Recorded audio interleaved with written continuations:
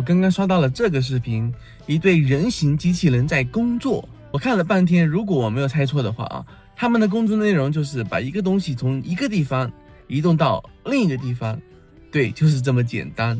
我不理解啊，为什么这么简单的工作需要一个机器人来做？就算用机器人，为什么是人形机器人？你放个机械臂不行吗？对不对？我觉得嘛，人形机器人的作用还得是这家公司的概念产品最让我期待，做家务的机器人。你们想想，你们在外工作，回到了家，衣服洗好了，地干净了，明天要穿的衣服都准备好了，这太未来了。